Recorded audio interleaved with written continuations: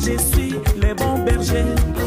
Je connais toutes mes brebis et elles me connaissent. Je les appelle par leur nom et elles me répondent. Je les conduis, oui, je les protège. Bonjour et bonsoir à tous les abonnés de Keren News TV. Bienvenue sur votre chaîne Keren News TV Gospel. Nous sommes de retour avec notre émission spéciale mariage. Vous nous avez suivis dans nos précédentes émissions. Nous avons parlé sur les femmes sages qui bâtissent leur maison. Nous avons reçu la servante de Dieu, Maman Frida Kolomoni, et l'évangéliste Père Sid Morganou. Nous sommes aujourd'hui avec un nouveau thème qui est sur les souffrances des femmes, des serviteurs de Dieu. Oui, j'ai bien dit souffrance des femmes, des serviteurs de Dieu. Aujourd'hui, je ne suis pas seule sur mon plateau. Nayambe Libino, une servante de Dieu que j'aime beaucoup parce qu'elle parle très bien de la part du Seigneur. C'est notre servante de Dieu, Maman Angèle Luanga. Vous allez la découvrir. Je sais que beaucoup la connaissent déjà, mais peut-être que toi, mon frère, ma soeur, tu ne la connais pas encore. Tu vas faire sa connaissance aujourd'hui. Donc, sans plus tarder, je vous présenterai mon invité du jour. Shalom, maman. Shalom, maman Keren. Bienvenue sur le plateau de Keren News TV. Merci pour l'invitation. Merci, maman. En tout cas, c'est un honneur pour nous de vous recevoir sur notre plateau. Merci beaucoup pour avoir accepté d'être là parmi nous. Merci. Voilà, chers internautes, aujourd'hui nous allons être un peu bilingues. Donc, on mélanger français et lingala pour que tout le monde puisse se retrouver parce que maman a des choses à nous dire. Donc, ça veut dire que biso nyonso faut recevoir moi par na biso bataba français na bata lingala. Hein, maman Angèle? Oui. Tout ça, bon mot. Mais avant que je puisse continuer, maman Angèle, si vous pouvez juste vous présenter. Oui. Dans ma bonne union, ça Keren News TV. Et belé ba ebio mais belé payé. Peut-être on se demander qui est maman Angèle. Ouais. Shalom, shalom, peuple de Dieu, là où vous êtes. Je vais commencer par me présenter. Je suis la servante de Dieu, Angèle Luanga. Je suis mariée au mois de décembre, le 18 décembre, ça fera 38 ans de mariage. Et je suis mère de 4 garçons. Et je suis responsable de l'église Ensemble Parole Vivante à Couronne-Lin.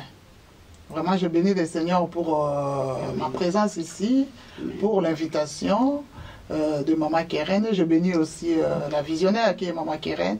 J'ai béni et vu sa famille, que le Seigneur vraiment vous bénisse avec vos enfants. Amen, maman. Amen, amen. Voilà, chers internautes, Toyambi Maman Angèle Luanga. Eh, maman, 38 ans de mariage. 38 ans, maman. Ah, c'est que vraiment, Toponi, Moutamalonga, Lelo. Ouais, on a vu sur sujet Nabiso, où il y a les souffrances des femmes, des serviteurs de Dieu. Face de cela où vous vous trouvez, peut-être vous vous dites que, ah, qu'est-ce qu'elle vient encore avec son thème des souffrances sur les mamans pasteurs, maman Angèle. Les gens abattent ça peut-être que maman pasteur, le roi va pasteur, donc va banzambi. Mais nous avons reçu beaucoup d'appels, maman Angèle. Hein, chers internautes, nous avons reçu beaucoup d'appels des servantes de Dieu, des femmes de pasteurs, où il y a des plaintes. De maman pasteur, trop, c'est trop. Comportement, il y a pasteur Nabandaku. Donc là, on parle, nous parlons des 5 ministères, hein, maman Angèle. Nous ne parlons pas des païens. Nous parlons de mariage chrétien. Des serviteurs de Dieu qui sont consacrés. Parce qu'il y a des faux et il y a aussi des vrais. Mais là, nous parlons des vrais, maman Angèle. Donc, maman pasteur Ebele babeni biso ba se plaindre quand il est moko ba comportement il y a ba pasteur na bandako ba soko kalisuté donc là elles peuvent pas venir ici devant nous pour pouvoir en parler donc babeni biso pour que nous puissions faire ça à leur place parce que nous savons comment ça marche hein. Lorsqu'elles vont passer devant ça va être encore hey maman pasteur oyo aïe les sous-sous, c'est ça. Mais maman Angèle jusqu'où? Jusqu'où il y a des mamans pasteurs, il y a des servants de Dieu à l'heure actuelle, bah commis tellement na souka qui bah commis voire même na niveau de la décision. C'est grave. Donc c'est pour cela que maman Angèle, sur la plateau nabiso, to mekanan ko solo la nan. Peut-être maman ou azawana liboso, azo kabiso, peut-être recevoir réponse naie. Elle pourra peut-être recevoir une réponse qui va lui faire du bien à travers l'émission nabiso.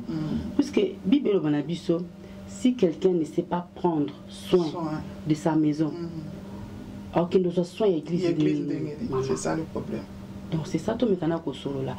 Maman Angèle, ton sujet oyo, ton a bien que Nathalie sur sujet oyo. Qu'est-ce que tu te dis? Alors, maman Keren, merci pour la question. Mais votre côté à sujet à thème, est-ce que tu peux encore répondre là? Si, si. Donc, priez tout le temps, nos moments où nous sommes beaucoup en Zambie. Nous avons un contrôle, il y a émission. Amen. Tout le monde est en Éternel, mon Dieu, mon roi, papa, Zanzambo, Zabika, moi, et Kokumisa, pour élever au Saint le Seigneur, Yondo Zanzambe, Yonde Bikamo, Yonde Lunga, Yonde Mosikoli. Merci pour le moment où le Seigneur te permet de n'aller au Seigneur. Merci, papa, pour la présence, on oublie, Balim Sadou, Sangani, aux présent. Seigneur, on a commis si na Saint je n'a pas emboli au Seigneur, n'a abandonné le moment où on a quatre beaucoup de deux contrôle, soit contrôle du début à la fin. Moli mon nom Kamba, Bisso, Moli mon nom inspiré, Moli mon nom a révélé sur les choses caché. Papa, tous on a besoin de Saint-Esprit pour prendre place. Pendant la commission, le roi de gloire, le Seigneur de Seigneur, le Tout-Puissant. Merci Seigneur Jésus-Christ. Merci Seigneur Jésus-Christ. Amen. Amen. Maman, avant d'entrer vraiment dans le thème, pour parler de la souffrance des femmes ou de la souffrance qu'ils ont dans le mariage, on va d'abord expliquer qu'est-ce que le mariage. Le mariage chrétien. Amen. Amen. On va commencer par là. On va d'abord expliquer qu'est-ce que le mariage chrétien. Alors quand on regarde le mariage chrétien, on regarde dans la Bible, on regarde le commencement de toutes choses. On regarde en Genèse 1, maman qui on voit que Dieu créa les cieux et la terre. Dieu a créé toutes choses. Il a créé par sa parole. Le mariage est une création de Dieu. Amen. C'est Dieu qui a créé l'homme et la femme. On voit dans le verset 27, on dit que Dieu créa l'homme à son image. Il le créa à l'image de Dieu. Il créa l'homme et sa femme. Il les créa d'abord dans le spirituel et après c'était le physique. Le mariage appartient à l'ordre de la création. Quand on parle de mariage, le mariage n'est pas seulement un contrat. On ne parle pas seulement d'un contrat qu'on va à la mairie et deux personnes qui viennent et ils vont... Non, le mariage c'est une alliance. C'est vraiment une alliance entre un homme et une femme. Les deux, bien aimés, s'engagent. Ils s'engagent pour être tout entier devant le Seigneur. Parce que c'est lui qui est le créateur. Donc cette alliance-là engage les deux personnes à demeurer devant l'Éternel. Amen. Alléluia. Amen. Donc quand un homme et une femme deviennent une seule chair, par le mariage, leur union a un lien profond avec Dieu. Amen. Il a un lien profond avec le Seigneur. Et il a créé l'homme, bien aimé. Il a créé l'homme et la femme, l'un pour l'autre. Chacun a son image et a sa ressemblance. Et pourtant, chacun reste incomplet sans l'autre. On voit que l'homme est incomplet sans la femme. Et la femme est incomplète sans l'homme. Et les deux, quand ils se mettent ensemble, maman Keren, on voit qu'ils se complètent les deux. Les deux ensemble, ils se complètent. Donc l'homme a quelque chose que la femme a besoin. La femme aussi a quelque chose que l'homme a besoin. Donc ces deux, ils se complètent. Amen. Le Yamana Tobengi Yango, mariage. Dans Ecclésiaste, deux valent mieux qu'un. Amen. Deux valent mieux qu'un. Si l'un tombe, l'autre va le relever. Donc ça veut dire que dans un couple, il y a un homme qui est responsable, que le Seigneur a mis comme chef de la famille, et il y a l'autre qui est une aide semblable. Donc chacun a son rôle. Donc chacun doit aussi faire bien son ministère. L'homme, son ministère, c'est être responsable. Donc, c'est lui le chef. On le compare même à Christ. Comme Christ est le chef de l'Église, l'homme aussi est le chef de la famille. On le compare à Christ. Mais quand on compare l'homme à Christ, on voit bien que Christ n'est pas dominateur. Il ne domine pas. C'est ça. Christ ne domine pas. Il vient vers nous avec l'amour. Amen. Christ vient vers nous avec l'amour. Quand on voit un homme qui, parce que le Seigneur a dit que tu es le chef, qui commence à dominer dans la maison, donc il n'a pas compris. Parce qu'on lui a comparé à Christ. Donc cet homme-là, il doit imiter son Créateur. Il doit imiter Christ. Amen. Christ qui est le chef de l'Église, bien aimé, il nous attire par son amour. Amen. Alors on dit toujours que la femme doit être soumise, c'est vrai. Mais aussi l'homme doit aimer. Doit aimer, bien aimé. Quand on regarde, bien aimé, dans 2 Timothée, on va lire 2 Timothée. Quand on regarde dans 2 Timothée, maman Keren, dans 1 Timothée plutôt, 1 Timothée 1, on va voir que il y a Paul qui est en train de dire, 1 Timothée 1,12, Paul est en train de dire, je rends grâce à celui qui m'a fortifié, à Jésus-Christ notre Seigneur, de ce qui m'a jugé fidèle. En m'établissant dans le ministère, moi qui étais auparavant un blasphémateur, un persécuteur, un homme violent, mais j'ai obtenu miséricorde parce que j'agissais par ignorance dans l'incrédulité. Et la grâce de notre Seigneur a surabondé avec la foi et la charité qui est en Jésus-Christ. Donc ça veut dire que l'amour qui était en Christ a attiré Paul pour que Paul abandonne le monde. Donc c'est l'amour de Christ qui nous attire pour qu'on abandonne le monde. Donc quand tu aimes, la soumission vient automatiquement. Vraiment. La soumission va venir automatiquement, maman. C'est ça que les hommes ne comprennent pas. On va aller encore. Dieu a créé l'homme avec une partie matérielle. C'est le corps. Son corps. Et une partie immatérielle. C'est âme et esprit. L'âme est plutôt le siège du sentiment et l'intelligence de la volonté. Alors que l'esprit, Maman Keren, l'esprit a la relation avec le Seigneur. C'est l'esprit. L'esprit met en relation l'homme avec Dieu.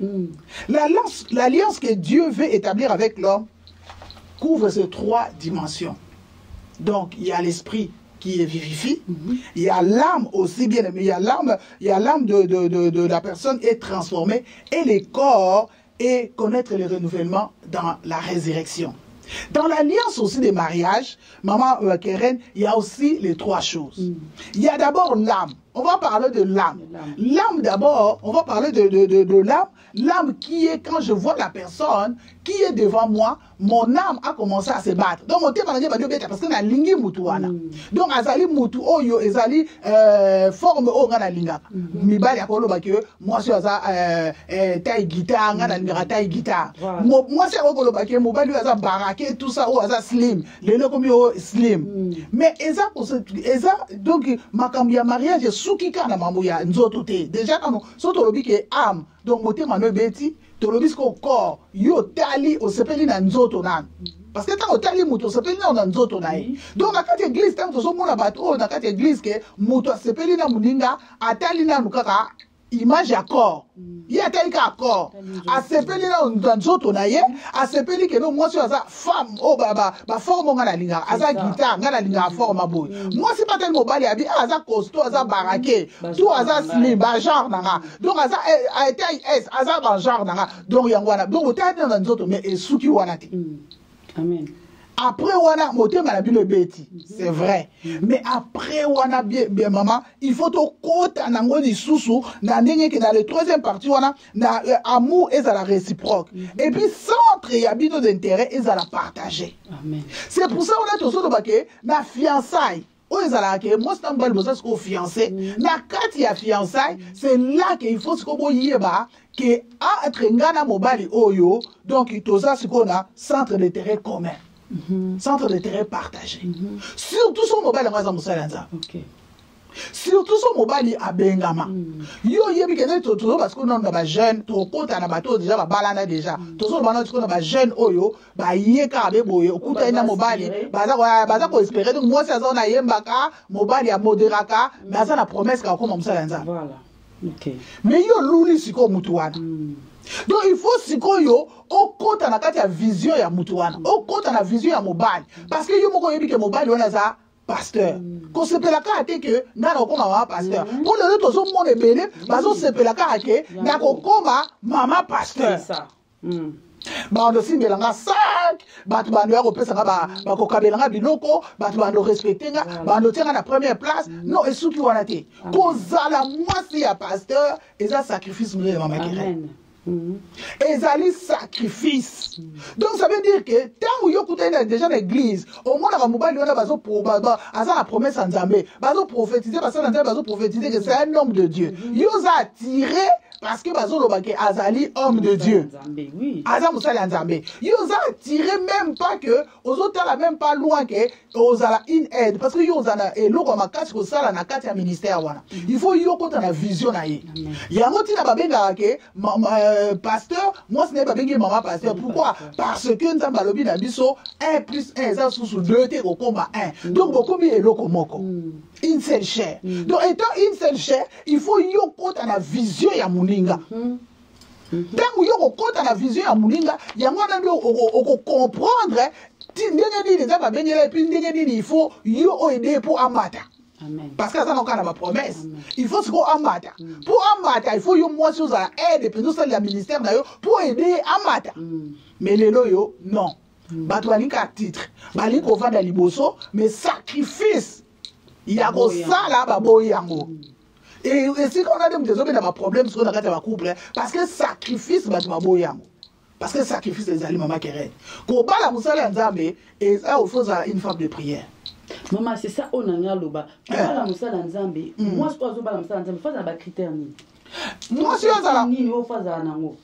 donc, côté côté profil, il y a un autre corps, tout le logo, il y a le côté esprit. Donc, côté molimo. Parce que dans l'homme, c'est l'esprit. Donc, tant que tu es dans molimo, moi, si on a zoba la moussala djambe, il faut déjà azala moi si moko ami bosana. Donc, ça veut dire que, aux amours si moko lobi que naza lokola, moi, naza lokola, yé moko, na comme le quoi yé moko. Na molimo, na comme le quoi yé pasteur. Donc, tu combines moko dans l'esprit. Donc, dans l'esprit, ce qu'on doit combiner moko, il faut si koyo, nazala moi si oyo, ya. Bah l'ovela c'était maman. Tout ça est-ce que Jésus-Christ était à bengi Pierre. A bengi bango azo kende bango partout. Ce qu'on tangue les 4 évangiles au quand on la bazangi va célibataire. Hein? Mais tant que tu tangue la Luc to moni que babi Jésus-Christ a kenda ndako Pierre a kuti belle-mère ya Pierre azalaki na fièvre. Donc ça veut dire que Pierre azalaki na moisi. Mais ce qu'on taline dengue Jésus Christ a comme maman toqué Galilée, toqué Jérusalem, toqué boy toqué. Donc ça veut dire que Pierre a compris que moi c'est à Pierre a compris que le ministère na yango wana. Il faut qu'on a soutenir. Il faut qu'on a vision. Il faut qu'on a vision à Pierre. Donc moi si à Pierre a contacté complètement la vision à Pierre, yango wana ya za ko mona ngo eza gravité. Eza vision. Donc so qu'on a contacté la vision à mobali nanga souffrance on est kozalate. Mais ce qui n'a yeka ke na lula ki mobali parce que ça baraké, parce que ça lita yo ngana linga, parce que ce que temi boso la ti costume, cravate tout ça, c'est vraiment oh ndenga na lingaka. Yo suki wana. No koti na kati te. Maman, il faut kota parce que ça sacrifice. Mutu wana yozo lula wana nzamba tindi aza ouin. Donc ouin a bengi le quoi benga ki Pierre. Donc tant a benga ki Pierre, Pierre souvent ça na dak na été. Ce que vous avez dit 4 évangiles, maman Pierre, Jésus a dit tokéi, tous à ta montagne, tous ça 3 jours kuna, matina Pierre. Tous ceux qui ont prié, matina Pierre. Tous ceux qui sont de l'autre bord, matina Pierre. Donc moi c'est à Pierre. Soura za la motu, oh ya koko lelo yo, moi c'est Pierre pas ko loba ko lobeke, ngana souffrir. Jésus wana bandaka ya. Na mona somba na ngate. Ce que maman j'ai surtout to landi ou bien. Lokola moi si fa ko na vision ya mobali, donc ton dimaka ba absence wana. Il faut ezali comme on dit ba absence té. Tant yo continue la vision, maman Keren, tant yo continue la vision ya motu, ezake bozo sala ngobino mibale. Amen. C'est ça. Au moins tant yo continue la vision. Ce que mobile na yo lobi na yo ke na ke 3 jours retraite l'église.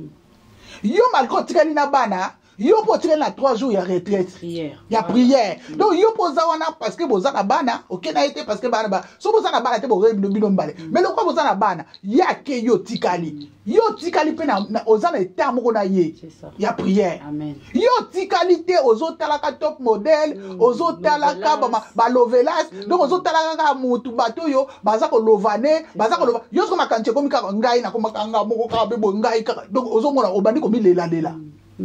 Yo faut en état moko na ye. Ye le kola ke yo potre na prière. Télé ça comme OK o lambeli bana o tindi bana classe au côté na prière. Seigneur tala musali no sika zali, Seigneur pese ma classe na ko je arrêter. Seigneur zalana parce que vision za bino. Si vision yo côté na kata vision mbali. Merci maman Angèle. Moi ça côté na vision mobali. Mais si ko net ba servant de Dieu belé ba benga ki ba bi ke non. On peut exemple ah que papa qui prière, na pe na tikali na prière. Est-ce que ton papa ko zonga na ndako? Est-ce que prière wana fa memonga na ndako to koza pe na moment moko te intimité biso mi ba. Oui maman. Et loko ezali wana siko yango wana oyo nga nazo mona ke esika na lobi ke mobali. Ba lobi ko za chef. Ndenge Christ aza chef na biso mais Christ azo benda biso aza ko attirer biso par amour yo peut faut attirer moi sinon amour so ko yebisa ki boka na moi sina yo na Bible ba na biso il y a un temps pour tout, il y a un temps pour les embrassements, il y a un temps pour s'éloigner des embrassements. Donc il y a un temps au Québec na prière, il y a un temps au se retirer qui na embrassement, mais tant où yo zongi il faut que yebake aux ali mariés. Il faut qu'on se pèse ça moninga parce que babi mari aimez vos femmes.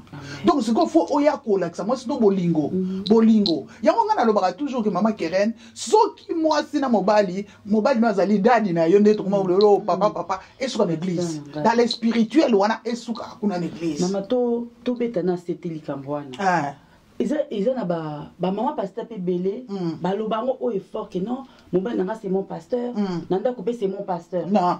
Est-ce que nanda kupasa comme ma qui pasteur nanda non ngai c'est ça ngai pona ngai azadadi na yo l'église donc il y a un temps pour tout donc na kati église tous na kati spirituel donc na kati wana aza papa na ya molimo donc azadadi na yo mais surtout comme na ndako to koti na ndako faut tout changer faut le la cravate na ye alati t-shirt normal alati jogging na ye akomi mutu normal et puis wana na ko bengo soudadi te okomi chéri nanga okomi donc petit mot petit nom nanga on appelle ça yo na ko bengo na petit nom wana parce que si on a continuer ko bengo dadi et so tia ba limite na makamsu na zone go sala parce que ngana dadi to kotika la pambate donc ngana na ko sauter dadi na nzoto te na ko sala ba blague na dadi te siko soki ko kotisi spirituel tina kati ndako yango ko marqué olobi muke je suis ton pasteur ferme ta bouche c'est ça vraiment vraiment to lobela vraiment na privé na biso na ba privé ba couple pastoral mingi za la bongo mona moi ça me ko zonga sa papa na nzela mona non je suis ton pasteur ouais je suis ton pasteur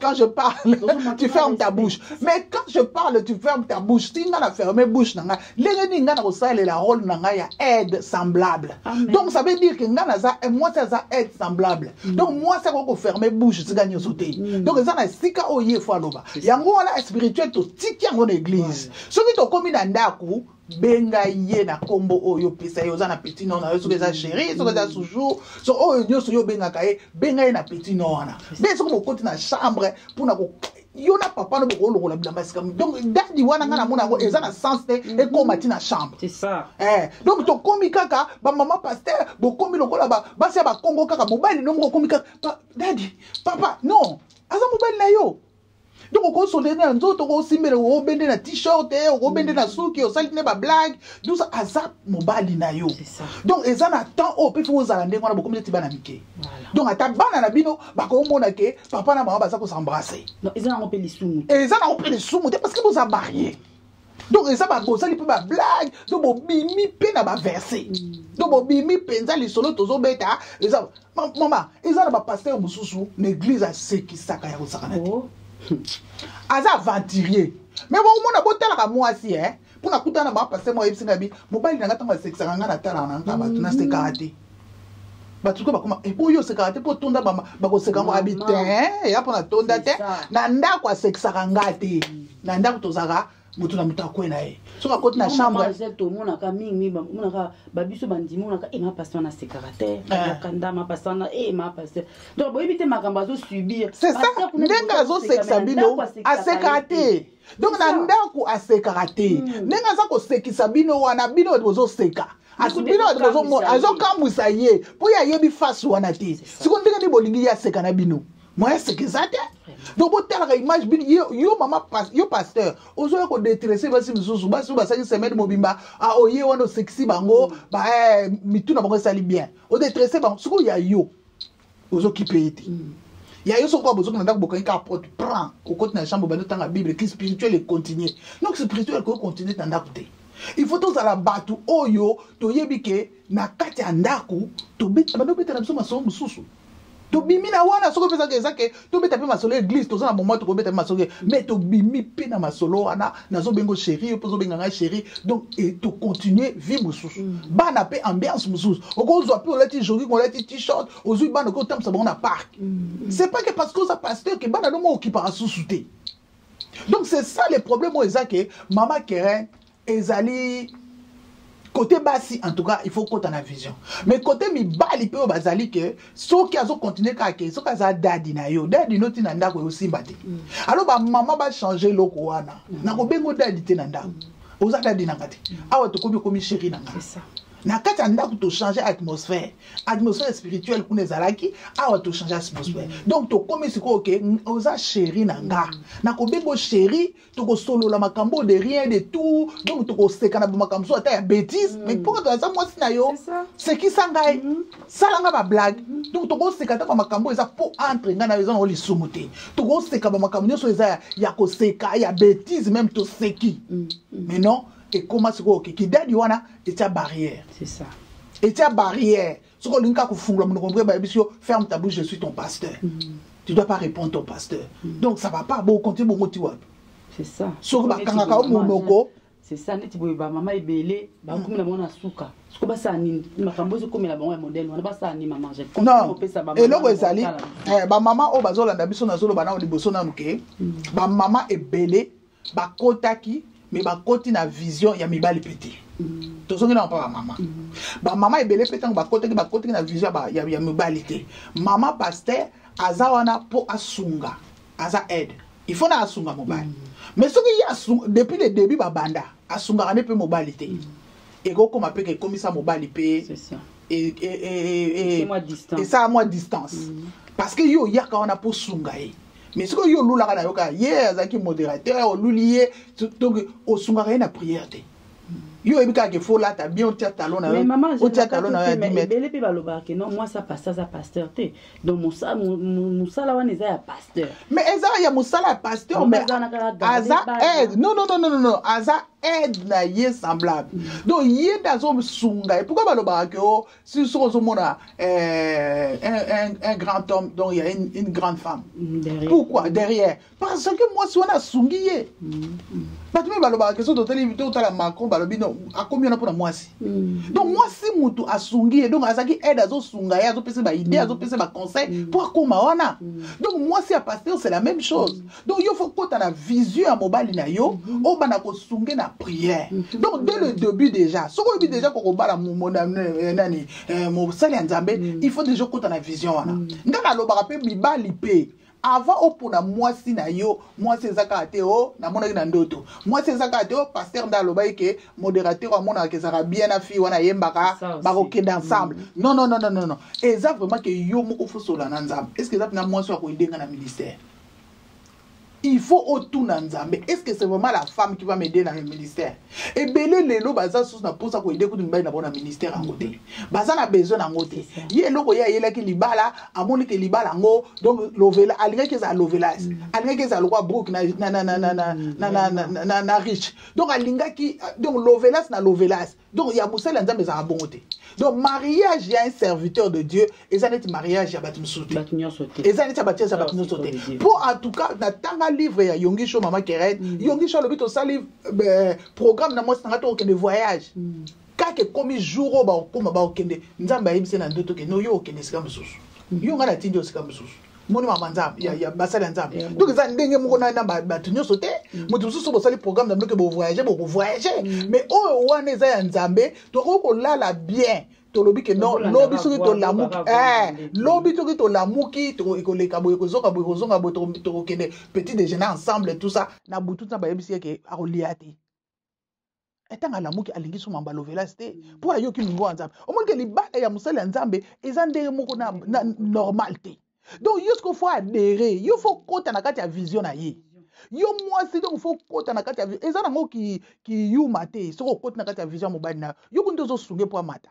Po yo zo tala baninga na ba réseaux sociaux zo mona bango ba église minene bazo betela ba maboko oza ko envier mais oyebi sacrifice ni basali na moi na mbali bazala tout le temps lever la terre oyebi sacrifice ni basali po bakoma wana c'est ça c'est bon servant de Dieu na to que bien ndongo lobi mais siko basi o aye les lois bali mosala nzambe à se rendre compte peut-être un temps après que ezaki erreur pour nae que quoi assumer rôle wana te ya moi ça pasteur asani fazonga en arrière faut non à cause en arrière donc ça veut dire que yo kokana été non dès le début déjà à se préparer quitter donc à tout naki nzambe te donc ezaki libala mo ba tuni nzambe te c'est ça aussi le problème aux lelo libala en tout cas biso to bala naki to yebeki nzambe te to bala naki bongo écoute biso ndengwana wana to lobi ke tozo demerer na nzamba sala libala na biso ba yebeki nzambe te to bondeli pona bango po ba yeba nzambe mais bino batu o lelo ba jeune nazo mona ke lelo baza na kati ya l'église oyo ke lelo mama Keren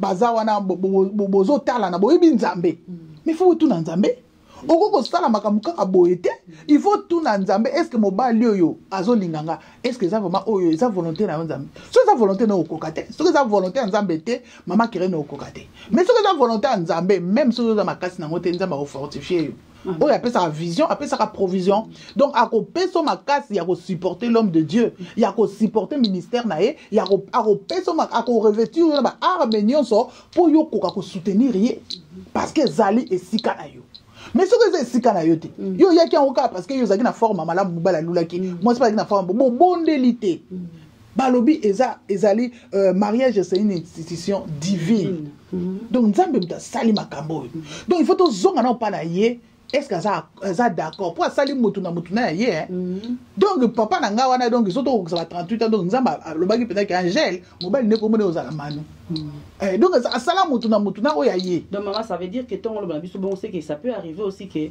na couple mon bomoni que on n'est pas fait l'un pour l'autre donc faut que to kabwana ngana ke luka oyanga non maman oyo ba sala ke l'un pour l'autre on a miso belé to komona oberera to komona ke mutu asali baboti déjà bana biso ngana mano to yebana kite et to yebana nzambe te tant to butanaki donc et pas nzambe azare ya la te ngana mbana nga to yebana nzambe te amen mais comment to komi 38 ans parce que zaika na babongisa nzambe amen azare za la te amen ozomona azar vraiment ezala ate panzambe donc mais dans akute nti mutu même ezana mokili même ezana nzambe azar ezala te yango na comme que mutu bo komiti bo balani bo komiti bo boti après lobi ko ezala ke erreur te mama ngai na ndima relo kwana te na ndima yango te même so bo bondela ki matin nzamba ko permettre te bo kende na ngoti fiançailles bo kende ti bo sali mariage ti bo komi bo ngaso na otala nti ba vie na biso yo to yeba ki nzambe te mais nzamba permettre ki ezala ka bongo ngala zaki na bat nga misusu pe ye pa zaki na bat na misusu mais nzamba permettre que ezala ye tomoni nzamba yeba kike ba projet o azana ngo pona na ngai plus tard eza fona zaka na ye molonga ni wana fona zana papa manu donc nzamba yeba kike feza la bongo ozomona siko ke siko yo mutu bozana kati église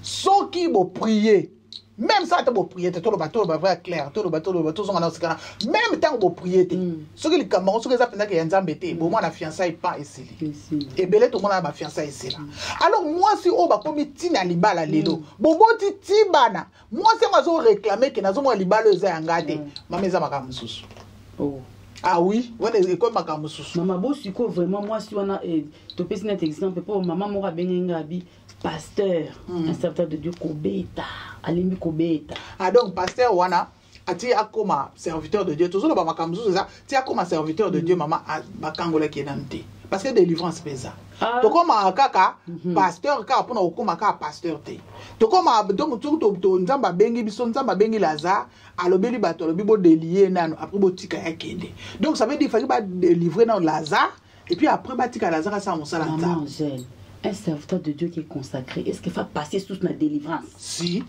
Il y a solo. Ah oui. Un serviteur de Dieu a consacré délivrance. La délivrance c'est une processus. Serviteur de Dieu, Azar quoi moutunyoso. Azar a besoin il y a délivrance.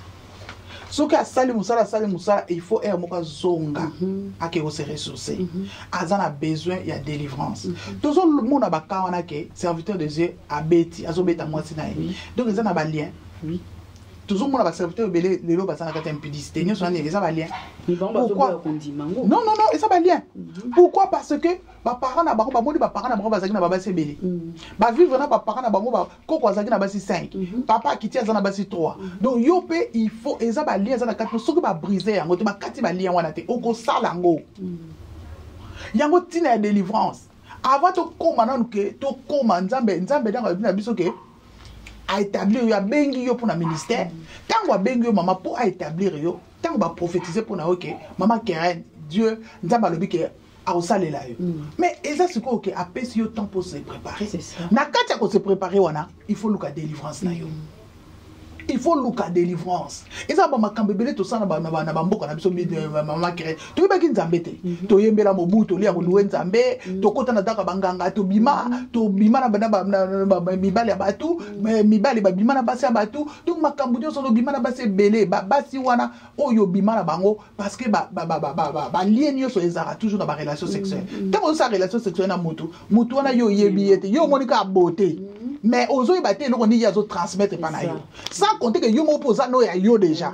Alors na wana nyonso wana to komi nzamba bengi biso, metant ba bengi biso, bien aimé exactement parce que to komi la nouvelle créature, il y a plus non alliance on est ali. Alliance on est zoganga. Alliance on est na kati na biso ngo tozo mona lelo ba dégâts na kati parce que tozo négliger délivrance. Délivrance c'est ça très important maman Keren. Délivrance c'est ça très important. Tozo négliger délivrance. Ngai na opé sa témoignage amki ngai pour ba tu vas comprendre. C'est ça. Ngai na yeba ki nzambe depuis 2002. Na yebi nzambe depuis 2002 na premier belé bo tala bino so témoignage na ngai na mobile na ngai tout ça. Na 2002 na tango na yebi nzambe nazo continuer na bandaki na église à maman Julie après le quoi trajet zaki moulai na komo ke église mon na bal na vandi au moins pendant 14 na ba ivoirien na vandi na église juste na kindara wana ba sala nga ba délivrance ba bonde la pona nga na koya ka tout ça mais n'a que comprendre qu'il y avait quelque chose qui allait pas. Donc na couple na c'est vrai que ça allait mais il y avait quelque chose sur na zu musala il faut qu'après une année pas bien na musala ce qu'on a à comprendre ngabi pona nini na za toujours na problème na lié na travail et ça nini maman Keren na côté là on va prière ou après 14 ans na bonde la ka na église parce que na zaiko bonde la nzaki présidente ba maman donc na zako prêcher parole de Dieu makamnyo nazo parler en langue makamnyo donc na yeba ki na zali nouvelle créature donc eloko moi mabeza suna ngati na bino pourquoi eloko ezo sa melangai na lié à travail na za bien te il faut na bonde la na bana côté na prière na bandi ko prier maman Keren naza déjà moi si oyo na te ya kabatu naza déjà moi si na parler en langue c'est qu'on a servir na l'église wana ba tous monde ngana on ça nzambe bien mais na ko lota ngamoko ke naza na prison naza ko mi mona na kati ya prison mais nazo sa nzambe naza ko mi mona na kati ya prison naza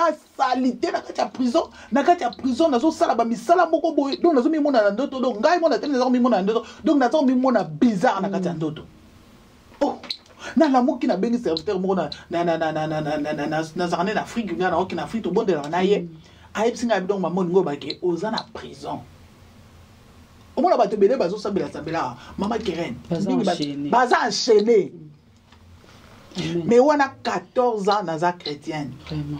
14 ans na loba langue. Na te ya kabatu. Mais na mi moni ndengwa nzamba laksinga eta na ngana za na prison. Yango na makambo sous côté finance nazaki na ba complication. Donc na commission ko bonde la pona ngo tinza ba ko lakisanga ndenge na bimi la prison. Amen. Mais nazalaki déjà pour 4 ans.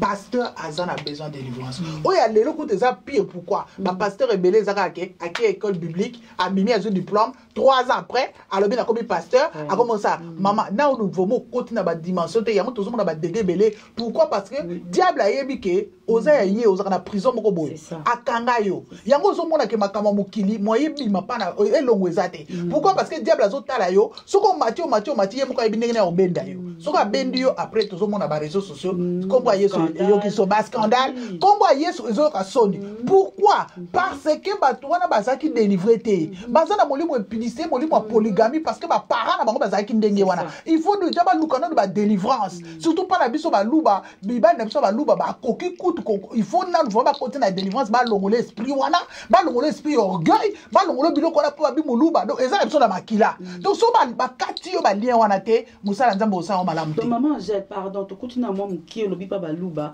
to yo ka ngomi mingi ba luba boy donc est-ce que un serviteur de Dieu azam luba tant à côté na ministère donc fa luka automatiquement délivrance automatique parce que pendant biso baluba donc polygamie eza eloko moko eza normal na makila eza normal bozo mwana ba diamate baza ba la 10 basi 10 ba 20 ba ndako moko basi 4 ba 20 ba ndako moko eza normal normal que mobali amona que moi ça zana eloko moko eza yango tina eza normal pas biso baluba donc et pas muluba donc moi ça ko saka nete moi ça zana na un mot à dire te donc yo mona mobali akoli ndenge wana zo mwana papa na yazo traiter maman na ye donc eza automatique pa na ya evandi siko ya komisko chrétien nzamba lobi na ye fo alinga muninga mais akolinga batu misusu na église mais pas moi c'est ndako je suis ton pasteur quand je parle tu fermes ta bouche c'est ça on dit akena ngo na ndako parce que a viva yango soki ba quartier ba lien wana te aba de konde ko yebisa moi sinene wana yena moi sinana ko permettre que yena moi se ba camarade nzoka nde nzamba lobi je te fais une aide semblable à toi donc ngana mobali na ngai toza il faut pour ngana moi ça kota na vision na yo il faut dire yo na moi so boza nti ba camarade yo na moi so na boza lokola frère et sœur yo complicité moko ezala konde ko lobi complicité ezala ko ba couple au complicité ezala raté. C'est que bon, comment jamais payer une seule personne, une seule chair. Le problème est ça, il faut nakati on appelle orgueil ezali. Orgueil babi na biso orgueil ezane. Orgueil ezali loka Satan orgueil précède la chute. Yango tozo mona ba couple belé tozo komona ngo ezo ko ba divorce tozo kota tina accord de Christ. Pourquoi? Orgueil maman.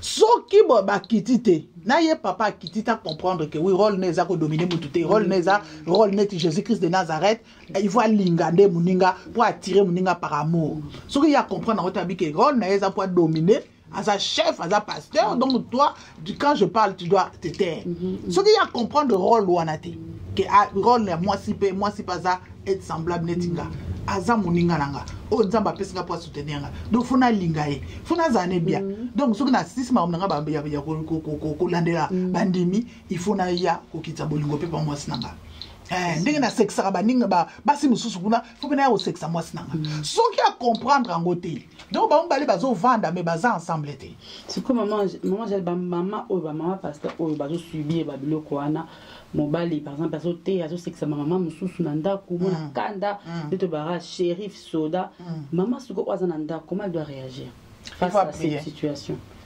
Il faut prier muta changer les nzambe. Amen. Donc il faut à côté on a ma bonne délai ça aïe nzambe ke nzambe mutapesa ke mobali wana ndela mususu ezati donc il faut nzambe mutapesi ye mobali wana nzambe mutape aponaki ye avana na mbali wana sikoyo muto a changer motema eza mwasi wana eza nzambe mutako changer motema mobali na ye faut tiaka ka mobali ne na mabondeli il faut tiaka nzambe a changer motema longoli motema pierre comme si à chair donc nzambe a changer motema ya mobali na ye donc il faut vraiment asa une femme de prière il faut asa la mwasi moko vraiment abonde la makasi pona mobali ne aloba te ko no aza boye na tikeka boye te parce que so particulièrement boye agozanga pe lola pour eza lokola manque amour pour la prochaine année parce que le Seigneur a établi ça commandement alors bien surtout l'inganza mais de tout notre cœur mais ato linga pe notre prochain comme nous-mêmes maman soko lingi muninga na yote lingi bat l'église mais moi sinon lingi c'est grave donc et comme ça que ça peut mutulola c'est ça et comme ça que ça peut mutulola ma papa belé bazo mona oka ko te na tia loi ezande ngwana et comme ça que ça peut lola parce que un jour au coup on devant muto aza le chef il y a église a ko yebise ko sala ki rôle no malamte un jour tu besoin de rendre compte à muto de rendre compte par Jésus-Christ mais tant on comment besoin Jésus-Christ tant on tala ba nego yo comporter nego o sakani na servante na kati ndako na yo et vous appelez madame te pona yo donc muto ça na rôle de na kati ya couple maman ngana na rôle na ngaya aide et tant que aide surtout la salle ministère na ngate na rendre compte par exemple yé tant que chef sur la salle ministère na nzamba lobi il faut aimer ta femme sur la salle li en beauté à rendre compte par moto le Jésus-Christ un jour à retourner amen maman vraiment maman j'aime malobana ce que émission na chute émission na chute émission na biso mais avant tout si c'est émission na biso maman et là on ko yebisa ba tout le déjà tout à l'heure ba jeune oyo maman j'ai jeune soeur na biso o balingaka prière na bango rêve na bango ezaka babala basali ya nzambe babala basali ya nzambe babala basali nzambe elonyo koyebisa bango oyebi lelo ba jeune fille mingi balingi kaka basali ya nzambe mingi kuti bakufutela ngo ti babillet awa bakenda ngo ti baketi Afrique mamso bakomolanda même o baza mamari donc mpoka babenge mama pasteur mais loko nde bazobosa na babi sacrifice eza wana ezali elipa na nguba te koza mwasi ya musala nzambe ezali pana nguba te ovandi bozokanisa lovelasi na ozokanisa ke notre boza te yango eza makambo ebele na kati eza mutu il faut zala mwasi ya mabondeli mbala za mbala mabondeli donc un homme de Dieu opena ba bengama opena za ouais oya banga nzambe mama Keren aza mutu yo azala azara ba lovelas ernos na kati ya mbetu te aza mutu azara plus na ba retraite plus na ba ngomba plus na koluka présence en nzambe ke na mwasi na nzanda ndako donc mama soko zo benge loko na souffrance yo na ningi pe ko lobela côté musu ba mama pe aza mwasi ya musala nzambe akoza pe na ba posa nzoto elekate yo pe mama a besoin de délivrance te ba posa nzoto ko elekate non même soko za libala eza tous les jours te mobali soko lobika ngo ke rete te tikala ka aw yo ozana ba posa nzoto du matin au soir non tango koti pe na vision ya mobali na yo il faut pe au Saint-Esprit a diminuer ba posa a maîtriser yo okozana ba posa nzoto du matin au soir o mata mobali no ndengeni bon maman j'ai ba papa au bazar on a fait 5 mois 6 mois 7 mois la chambre eloko te na mama wana de mabe to sengi te za ba 5 mois 6 mois 7 mois balobi na biso ni na 1 Corinthiens mama so to tanga na 1 Corinthiens awa to zo mona bazo lobela biso bazo ya biso likambi ya nino ya nzoto balobi na biso que le mari rende à sa femme ce qu'il lui doit c'est ça et que la femme agisse de même envers son mari donc bo pi manate mais ça n'attend oyo temps babi que la femme n'a pas autorité sur son propre corps mais c'est le mari et pareillement le mari n'a pas autorité sur son propre corps mais c'est la femme ne vous privez point l'un de l'autre si ce n'est d'un commun accord pour un temps en fait de vaguer à la prière donc ça peut na moment moko boto tikina ba makambo na to lobi que non siko to continue à prier to aller Paul Lazare lo bezate que er nyonso kaka bozaka mamanzoto pour biso to lingani pour biso to balani sika pour biso non donc moi si on passe ba posa nzoto eleki mutu o yazo tika mobile nepe tranquillité mama yo posa besoin de délivrance mobile ça besoin de délivrance ta zo beta yo mais yo posa besoin de délivrance ba posa nzoto eleki a posa nzoto mama ko leka ndenge wana te ngana zolo bana un exemple na ngana ndenge ngana mobile na to balanaki to zalaki ba païen modèle to vivaki na ndenge ba païen lelo et tout ça il nzambe to so vivre en ndenge moté pourquoi parce que yemo kazo mona ke moi nga il faut na se sacrifier pour na luka nzambe yé pas so comprendre ka so kota na vision nga il faut que donc yé pas kota na vision akolo so na na bila la muki na bi que jeune ya tele msaka mama nzoto donc zo mona ke egoza na sens te donc nde to zaki ko vivre avant to yeba nzambe c'est différent donc yo pe muto ngo kota na kati ya vision ya musala nzambe maîtriser. Donc, il faut maîtriser un homme de Dieu, un roi de Dieu. Oh, il y a Nzamba benga solo. 100% à 70% à pesa na pas Nzambe, 30 à pesa mamanzoto. Total on a des disciples. To pesa exemple à Pierre. Pierre tanga olanda Yesu, yo quand ça bana ba ke Yesu bon na 14 ans funa zo anda mama to ngene rendez-vous. Hein? Jérusalem, Galilée, azo kende. Soko lingi mobali no pesa sala nzambe comme il faut to yo mozo freder sous ministère mbala mais soko lingi mobali no sala nzambe comme il faut maman il faut se sacrifier ba posa banzoto wana soko eleki senga Saint-Esprit a diminuer aux la maîtrise parce que ba lukela ngopé délivrance posa nzoto zaka te ko nyoso za normal maman Keren ba lukela ngopé délivrance comme tozo loba ke mobali so azo beta moi si ezapé délivrance mais posa nzoto pe a moi si soko eleki oyo zo loba ke ba maman oyo ebisika ke ba maman ali ko divorcer po ba zonga na batata ba kende ko na mokili ba bi kuna kutu bazana bango bien kuna maman oyo azo penser ndenge na pona nga azana besoin de délivrance obongo na malamu te obongo na kutu te donc yo bolula na kaka papa le pasteur alula ki yo pona nzoto na yo po okimi mbango parce que olinga kolata robo na pembe mais vraiment le spirituel ekota kité yesu avandi na nte mama yesu avandi na kati na yo ke no koloba nga na divorcer na pasteur pona zonga na mbala mukili mais non te mama Keren jamais muta changer mitema. Jamais muta changer mitema. Moi ça pasteur donc ce romoni que papa zo se comporter mabe mabolongo ka. Mabolongo na se. Yo za ko tala ba lovelas olingi ke kala siko tala ba lovelas obali ko réclamer olingi changer ba moté. Kanga télévision, kanga ba théâtre no zo tala wana zonga na makolo nzambe, kende ko luka nzambe nzamba changer mobali na yo. Yende muta changer mitema. Kende ko luka nzambe so ko luka nzambe mama. Teko zo luka nzambe moko ebelo ka zo sape na kati no zo mona so bando mona souffrance en côté. Cet esprit a zoya pour consoler, cet esprit a zoya pour remplir yo pour bando souffrance bando mona ke a kene prière nga pena tike na prière a ke prière même matière et puis petit à petit moi Saint Esprit moko a compléter bino o mona ke mobali so ko nega tsai ko mitika tika yo a kuma ko se rapprocher bozana batana bino oyo ya embrassement ya batana puis ya prière et bandozala ba maman il faut pas ba jeune fille o bazoni ko kota bango so ngo kota rapport ali ke mobali na simba micro ba benga ke maman pasteur boye bakake eza chose facilité c'est un sacrifice ba jeune fille nani ko yebisa bino eza sacrifice bozo futela ngoti ba tike bozo ke na Afrique pona ko luka ba homme de Dieu nazo yebisa bino eza sacrifice to yo ko bebisa ministère ya mobali wana po yo lingi lovelas mingi nzamba ko tuna yo akotuna yo parce que ya benga ki po amema batu na kati ya royaume yo ye lokola lovelas olinga bozala na mbeto ministère a mutu e finana na Afrika zalaka na moto banda ya pembeni na yo moto ekita pourquoi parce que yo lingi lovelas o hiver awe za ko Afrique awa tolala moto mutu ekita moya sala oyo nzamba bengela ezate donc nzamba bengela po amema batu na royaume.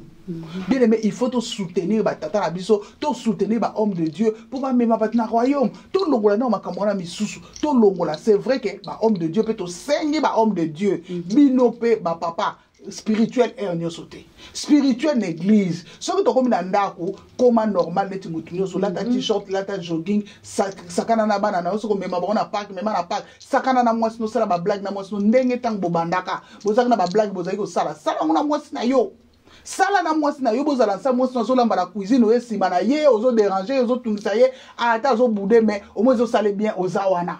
Donc ça veut dire que na kati ndako ki chef ezate to sala ki chef te muto dominer muninga te donc muto mutaza na rôle na ye moi ça na rôle na ya aide yo pe muba le temps que balobi chef mais chef wana zo honnête Christ ne Christ azo biso donc linga biso attirer biso par l'amour donc linga moi si pour moi ça attirer na ka par amour so moi si ba lingi maman Keren moi so ba l'extra amour bi mato soir soumission est automatique oui amen soumission est automatique baluka ngote donc yemoko omona soka taza na caractère mabena caractère bongisa na caractère pourquoi parce que amour ta la même chose de Yesu azosa na biso Yesu biso stoki ba caractère mabe mama pona bolingwa Yesu abimisi biso na bomokili wana to komolanda tabi mutalinga ngalo kwa Yesu azate mutalinga kwa Yesu azate yango tolanda Yesu to yaka na église pourquoi to so ba mutalinga ngalo kwa Yesu na kotika Yesu te parce que Yesu alinga mingi et c'est la même chose na ba couple ba lobi yo mobali ba meki yo na Yesu balobi oza chef le roi Yesu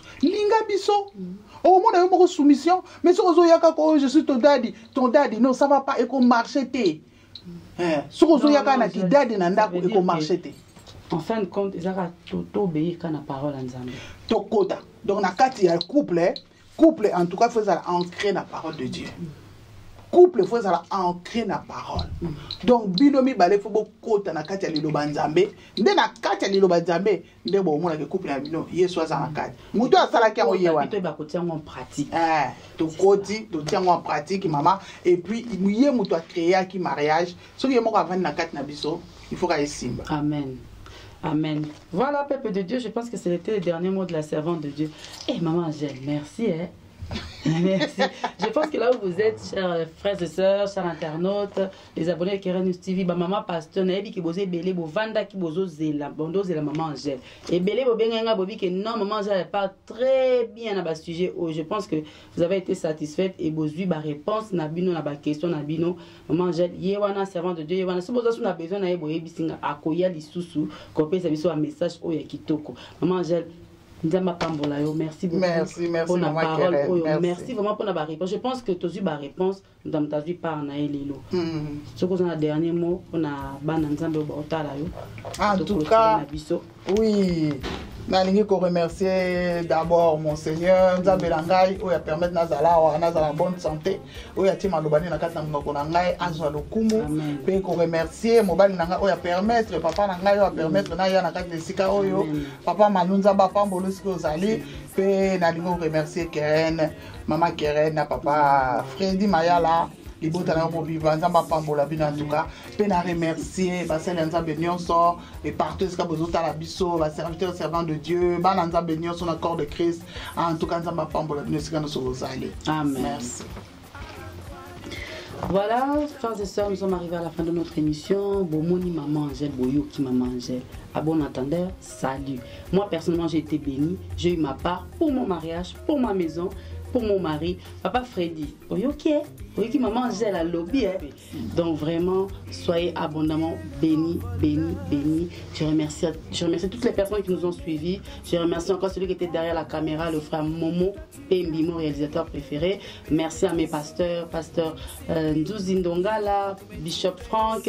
Merci à mes mamans, salutations à mes mamans, maman Chantal Ndouzi, maman Frida Colomoni, et merci à tous les enfants de Dieu de la Suisse, partout dans le monde là où vous êtes. Merci encore à nos abonnés, merci encore à mon équipe technique de Keren News TV, et je vous dis à la prochaine émission. Que Dieu vous bénisse. Ciao. Jésus a dit, moi je suis le bon berger. Je connais toutes mes brebis et elles me connaissent. Je les appelle par leur nom et elles me répondent. Je les conduis, je les protège, je les guéris, je les bénis. Aussi j'ai donné ma vie pour mes brebis. À la croix des Golgotha, j'ai tout